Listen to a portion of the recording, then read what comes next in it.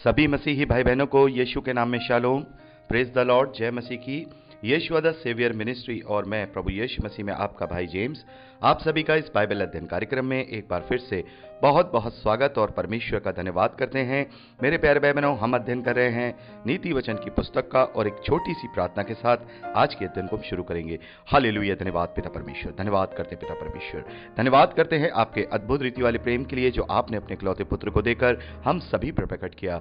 धन्यवाद करते महान पिता परमेश्वर आपके अनुग्रह, आपके महान प्रेम, आपकी तमाम स्वर्गीय आशीषों के लिए। धन्यवाद करते हैं इस बाइबल स्टडी प्रोग्राम के लिए पिता, जिससे हम आत्मिक रूप से आशीषित हो रहे हैं और आपके वचनों को सीख पा रहे हैं पिता। होने दे पिता परमेश्वर, हमेशा की तरह पवित्र आत्मा आज के अध्ययन में भी हमारी अगुवाई करे, सहायता करे, मदद करे और सत्य वचनों को ठीक रीति से सिखाए, ताकि इन वचनों को हम अपने जीवन में ग्रहण करके आपके ग्रहण योग बने और आपके राज्य के लिए बहुत आज से इस्तेमाल होने पाए पिता परमेश्वर। होने दे सारी व्यवस्थाओं को, वचन को समझने और समझाए जाने को पिता परमेश्वर हम आपके धर्ममय बलवंत हाथों में सौंपते हैं।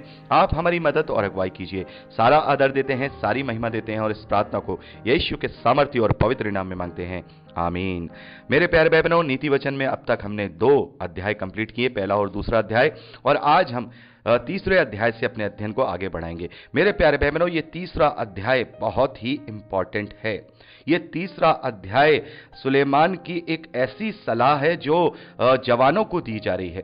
ऐसे जवानों को दी जा रही है जो अपना करियर शुरू करना चाहते हैं, ऐसे जवानों को दी जा रही है जो अपना कार्य शुरू कर रहे हैं, ऐसे जवानों को, ऐसे लोगों को दी जा रही है जो अपना बिजनेस सेटअप करना चाहते हैं या इस धरती पर भौतिक कार्यों को, अपनी जीविका को स्थापित करने के लिए कार्य करने जा रहे हैं। तो ये बहुत ही इंपॉर्टेंट सलाह है यदि हम इस सलाह को अपने जीवन में ले लेंगे, क्योंकि यहाँ इस नीति वचन में हमें अपने भौतिक जीवन को, अपने फिजिकल जीवन को कैसे परमेश्वर के डर के साथ, कैसे परमेश्वर की बुद्धि के साथ जीना चाहिए, जिसमें न्याय और पक्षपात है, जो निष्पक्षता है वो रहे और धर्म के साथ हम अपना जीवन जीने पाए, इसकी शिक्षा हमें यहाँ मिलती है। तो यदि इसको हम अब किसी यूथ मीटिंग में या किसी जवानों के बीच में जब हों तो इस बात का जरूर प्रचार करें और इस अध्याय को जरूर वहां बताएं। और मैं आपको इस तरीके से इसको यहाँ जो इस अध्याय को अध्ययन करने वाला हूं कि आपको बहुत कुछ यहाँ अच्छे से अपने लाइफ के करियर को या अपने बिजनेस को या अपने जो भी आपका जो आप सेट करना चाहते हैं उसको शुरू करने से पहले अगर इन सब बातों को रख लेंगे तो निस्संदेह निश्चित तौर पर आप सफलता को प्राप्त करेंगे। देखिए, यहाँ पर मैं आपको 5 प्रकार की शिक्षाएं इस अध्याय में से बताना चाहूंगा। 5 प्रकार की शिक्षाएं हैं जो हमें अपने कार्यों को करते समय उन्हें हमें ध्यान में रखना है। जब हम अपने करियर में शुरुआत करें या अपने करियर में हम आगे बढ़ने लगे तो इन बातों को हमें अपने जीवन में, इन सलाहों को अपने जीवन में याद रखना है। और यहां 4 प्रकार की जो आशीषें हैं जो इन बातों के करने से हमें मिलेंगी या प्राप्त होंगी, उसके विषय में भी मैं आपको यहाँ पर इस अध्याय से बताऊंगा। तो सबसे पहले तो हम वो 5 सलाह देखते हैं, जो 5 सलाहें, जो 5 एडवाइस जो सुलेमान ने जवानों को दी हैं अपने करियर को शुरू करने से पहले। तो सबसे पहले तो पहले वचन से लेकर तीसरे वचन तक हम पढ़ते हैं कि सबसे पहली आज्ञा तो यह है कि जो बातें ये दी जा रही हैं इन्हें अपने हृदय रूपी पट्टियों पे क्या कर लो, अपने हृदय में इन आज्ञाओं को रख लो, इन आज्ञाओं को रख लो और ये सच्चाई, ये बुद्धि की बातें तेरे जीवन से कभी अलग ना होने पाए। तो इस बात का ध्यान रखें कि जो बातें आज हम इस तीसरे अध्याय से सीखेंगे वो अपने करियर में, पूरे करियर में जो भी हम भौतिक अपना जो कर रहे हैं, बिजनेस है या कोई नौकरी है या जो भी अपना हम जिसमें अपना करियर बना रहे हैं, उससे इन बातों को हमेशा याद रखें। सबसे पहले जब हम अपना करियर शुरू करें तो सबसे पहले यहाँ जो सलाह है, जो एडवाइस है, वो यहाँ पर जो सुलेमान है वो जवानों को ये दे रहे हैं 5वें और 6ठे वचन में कि तू अपनी समझ का सहारा ना लेना, वरन संपूर्ण मन से यहोवा पर भरोसा रखना, उसी को स्मरण करके सब काम करना, तब वह तेरे लिए सीधे मार्ग को निकालेगा। अपनी दृष्टि में बुद्धिमान मत बनना, यहोवा का भय मानना और बुराई से अलग रहना। यानी जब हम अपना करियर शुरू करने जाएं, कोई भी प्लान करें या जो भी कल्पनाएं करना चाहें, तब हम अपनी बुद्धि का सहारा ना लें, अपने आप को अपनी दृष्टि में बुद्धिमान ना समझें। मेरे प्यारे भाई बहनों, मेरे पास बहुत सारे ऐसे उदाहरण हैं जो अपनी दृष्टि में बहुत बुद्धिमान बनते हैं, बहुत बुद्धिमान। उन्हें लगता है कि हम ही सारी बुद्धि को प्राप्त किए हुए लोग हैं, और ऐसे लोगों को मैं देखता हूं कि उनके काम कभी सफल नहीं होते और वो हमेशा घर पर ही अपनी योजनाओं को जो अधूरा होता हुआ देखते हैं। तो सबसे पहले तो अपनी दृष्टि में हमें बुद्धिमान नहीं बनना, क्योंकि हम बुद्धिमान नहीं हैं। हमारी बुद्धि और परमेश्वर की बुद्धि में, हमारी समझ में और परमेश्वर की समझ में जमीन आसमान का फर्क है। जहां हमारी बुद्धि खत्म हो जाती है, वहां से तो परमेश्वर की शुरू होती है। तो अपनी योजनाओं को, अपनी कल्पनाओं को, जो भी हमने अपनी करियर की शुरुआत करने जा रहे हैं, या जो जिसमें भी हम जिस काम में भी हाथ डालने जा रहे हैं, सबसे पहले तो उस पूरे कार्य को परमेश्वर की योजना में डाल दीजिए कि परमेश्वर, हमें कोई बुद्धि नहीं, हम नहीं जानते कि हम किस मार्ग में जाएंगे। प्रार्थना करें और सबसे पहले सारा सब कुछ परमेश्वर के हाथों में दे सौंप दें। और वही जब हम अपनी कल्पनाओं को, अपनी योजनाओं को परमेश्वर के हाथों में सौंपते हैं, तब वो हमसे बेहतर जानता है। क्योंकि मेरे प्यारे बहनों, हम जमीन पर रहने वाले लोग हैं। मैं आपको केवल एक ही उदाहरण दे रहा हूं कि परमेश्वर की बुद्धि और हमारी बुद्धि में क्या फर्क है।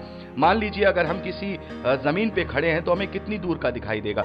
ज्यादा से ज्यादा हमें 1 किलोमीटर, 2 किलोमीटर, या हो सकता है हमें 50 किलोमीटर, 100 किलोमीटर तक का भी दिखाई दे, या समुद्र के किनारे खड़े हो जाएं तो वहां तक हमें दिखाई दे जहां तक पृथ्वी की गोलाई नीचे उतरती है। तो ये हमारी क्या है?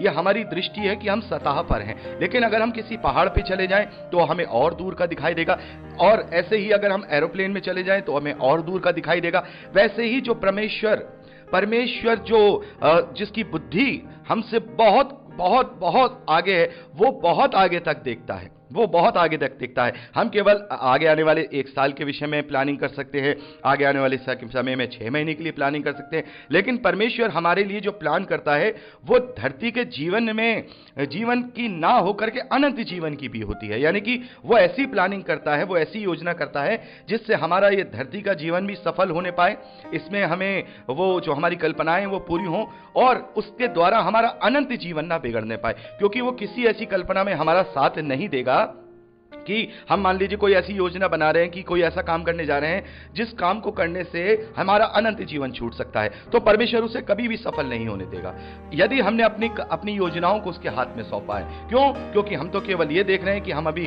काम करेंगे, हम बिजनेस सेट करेंगे तो हम पैसा कमा लेंगे या अपने परिवार का पालन पोषण कर देंगे। लेकिन परमेश्वर दूरदृष्टि में देख रहा है कि इससे तो ये पाप को कमाएगा और फिर उससे ये अनंत जीवन से दूर हो जाएगा। तो इस प्रकार से जब कभी किसी कार्य को हम शुरू करें, पहले तो हम ये देख लें कि किसी भी रीति से परमेश्वर के विरोध में तो नहीं, और पूरी कल्पनाएं परमेश्वर पर छोड़ दें। यदि वो हमारे लिए सही होगा, यदि वो करियर, यदि वो कार्य, यदि वो बिजनेस, यदि वो जॉब हमारे लिए सही होगी, तो परमेश्वर क्या करेगा? हमारे लिए सीधा मार्ग निकालेगा, हमारे लिए सीधा मार्ग निकालेगा, और उसमें हमें वो अपने स्वर्गीय झरोकों से हमें वो आशीषित करेगा और हम उसमें आशीषित होने पाएंगे, और हमारा वो जॉब, हमारा वो जो करियर है वो वहां संवरने लगेगा, और परमेश्वर हमारे लिए सारे सीधे मार्गों को निकाल देगा। मान लीजिए हमारे लिए वहां कोई सीधे मार्ग नहीं निकले, या हमारा वो करियर नहीं बन पा रहा है, या वो बिजनेस नहीं चल पा रहा है, या फिर वो जॉब हमारी वहां सही तरीके से नहीं हो पा रही है, तो इसका मतलब ये है वहां पर निराश नहीं हो जाना, वहां पर आपको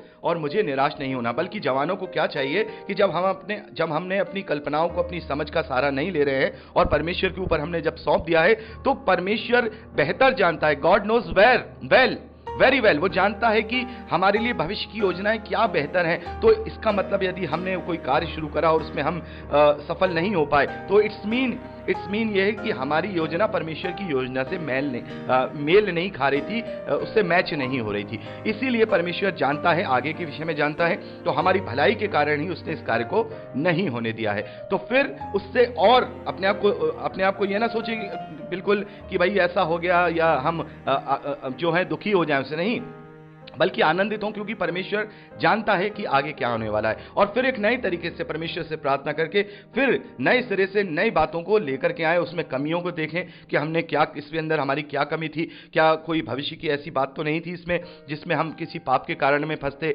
या कुछ और बात तो नहीं है, या हमारी किसी प्रकार की कोई और कमी तो नहीं। तो फिर उसको दोबारा से शुरू करें, उन कमियों को दूर करके परमेश्वर से हम सीखें, परमेश्वर हमें दिखाएगा। क्योंकि जब वो उस कार्य को नहीं होने देगा तो फिर वो हमें रास्ता भी दिखाएगा कि हमें फिर क्या करना चाहिए। तो हमें अपना पूरा जीवन, जो हमारा करियर है, हमारा भौतिक जो भी हम कार्य करते हैं, वो पूरी रीति से हमें परमेश्वर की समझ पर छोड़ देना चाहिए, उसको पूरी रीति से उसके हाथों में कर देना चाहिए। तो ये पहली बात हम यहाँ सबसे पहले अपने जीवन में, जवान अपने जीवन में रख लें कि बहुत बार ऐसा होता है कि जवान क्या होते हैं, दूसरों को देख करके सोचते हैं अरे वो ऐसा अन्य जाति है, वो ऐसा कर रहा है तो हम भी ऐसा करें, और अपने करियर को वो वैसा ही क्या करना चाहते हैं, बनाना चाहते हैं। लेकिन परमेश्वर को अगर आपने पहला स्थान दिया है तो फिर वो आपको कोई बुरी चीज आपके जीवन में नहीं होने देगा जिससे कि आप अनंत जीवन से विहीन हो जाएं या अनंत जीवन से वंचित हो जाएं या परमेश्वर के प्रेम से वंचित हो जाएं। तो ये आपको पहले अपनी सबसे पहले ये शिक्षा अपने जीवन में ग्रहण करनी है। दूसरी बात मेरे प्यारे भाई बहनों, दूसरी बात हम देखते हैं 9वें वचन में और 10वें वचन में। 9वें और 10वें वचन में हम देखते हैं कि यहाँ सुलेमान कह रहे हैं कि जब तुमने अपना करियर शुरू किया और परमेश्वर ने तुम्हें आशीष दी और तुम उसमें बढ़ने लगे, तुम्हें परमेश्वर ने उसमें आशीष दे के तुम्हें उसमें बढ़ाया, तो सबसे पहली बात ये याद रखना कि जो तुम अर्निंग कर रहे हो, जो तुमने पहली अर्निंग की है अपनी संपत्ति में से, देखिए यहाँ लिखा है अपनी संपत्ति के द्वारा और अपनी भूमि की सारी पहली उपज दे दे कर यहोवा की प्रतिष्ठा करना। इस प्रकार तेरे खत्ते भरे पूरे रहेंगे और तेरे रस कुंडों में नया दाख मधु उमड़ता रहेगा। यानी यहां यह शिक्षा दी जा रही है कि जो भी तुम अर्निंग करोगे उसमें से सबसे पहला भाग, क्योंकि हमने अपनी तो कोई योजना बनाई नहीं, परमेश्वर के ऊपर सारी योजनाओं को छोड़ दिया और परमेश्वर ने वो अपनी योजनाओं से हमें वो सफल किया, हमें उस कार्य में सफल किया, जॉब में सफल किया या बिजनेस में सफल किया या हमें किसानी में सफल किया, कहीं भी उसने हमें सफल किया है। तो इसका मतलब यह है कि परमेश्वर ने हमारी सहायता की है। तो पहला भाग क्या होगा? पहला भाग परमेश्वर का होगा। सबसे पहला भाग हमें परमेश्वर के लिए निकालना है। अब परमेश्वर को तो किसी पैसे की, रुपए की जरूरत नहीं है, ना ही उसे भूख लगती है, ना ही उसे प्यास लगती है, ना ही उसे अपने पैसों से अपने लिए कोई भवन बनाना है। तो क्या करना है? परमेश्वर के राज्य के लिए उसे अर्पित करना है। इस बात का आप लोग जरूर ध्यान रखिएगा और यह भी ध्यान रखिएगा कि वो जो हम अपना जो पहली उपज है या अपनी पहली सैलरी है या पहली सैलरी में से 10वां हिस्सा या 20वां हिस्सा या 50वां, जो भी जितना भी, क्योंकि इसके लिए कोई क्राइटेरिया नहीं है कि हमें इतना देना चाहिए, क्योंकि अब हम पर 10वां अंश तो लागू नहीं होता, लेकिन हमें अपने हर्ष से ये देखना है कि हमें कितना परमेश्वर के लिए निकालना है। या तो हम हर बार अपनी सैलरी में से, हर बार अपने बिजनेस में से जो भी परमेश्वर ने जिसमें हमें बढ़ाया है, परमेश्वर को हम दें, प्रतिष्ठा दें, क्योंकि परमेश्वर हमारे अपने लिए खुद नहीं चाहता, बल्कि हमारे दूसरे और भाई बहनों के लिए जो जरूरतमंद है उनके लिए चाहता है, और सबसे ज्यादा स्वर्ग के राज्य के प्रचार के लिए वो चाहता है। तो इस प्रकार से क्या होगा मेरे प्यारे भाई बहनों, जब हम अपने करियर में बढ़ रहे होंगे और उस वक्त जब हम अपने परमेश्वर के लिए भी अपना हिस्सा निकालते रहेंगे या परमेश्वर के लिए भी हम उसको देकर, अपनी पहली उपज को देकर परमेश्वर यहोवा की प्रतिष्ठा करते रहेंगे, तो इसके द्वारा हमारे उस कार्य में कोई कमी नहीं रहेगी, बल्कि हमारे खत्ते भरे पूरे भरे रहेंगे। हमें और भी ज्यादा उसमें हमें आशीष मिलेगी। ये मत सोचिए कि नहीं ऐसा होगा या नहीं, परमेश्वर के लिए करते रहिए। और अगर इस धरती पे मिले ना मिले तो हम तो जानते हैं, हम तो नए नियम में पढ़ने वाले लोग हैं कि हमें तो स्वर्ग के राज में उसमें 100 गुना प्रतिफल मिलेगा। तो इस प्रकार से हमारे खत्ते परमेश्वर अपने स्वर्गीय भंडारों से हमेशा भरा रखेगा। तो ये दूसरी शिक्षा, अपने करियर को जब हम जी रहे हैं या उसको स्टार्ट करके उसमें सफलता प्राप्त कर रहे हैं, तो इस बात का हम ध्यान रखें कि हम इस प्रकार से परमेश्वर को उसकी अपनी पहली उपज देकर उसको प्रतिष्ठा दें। तो ये दूसरी बात है। अब तीसरी बात मेरे प्यारे भाई बहनों, तीसरी बात हम यहाँ देखिए 13 मिनट से ज़्यादा की रिकॉर्डिंग हो गई है और मैं नहीं चाहूँगा मेरी बात अधूरी रह जाए। तो तीसरी जो बात है अब हम अगली रिकॉर्डिंग में करेंगे। प्रभु आपको आशीष दे। Praise the Lord.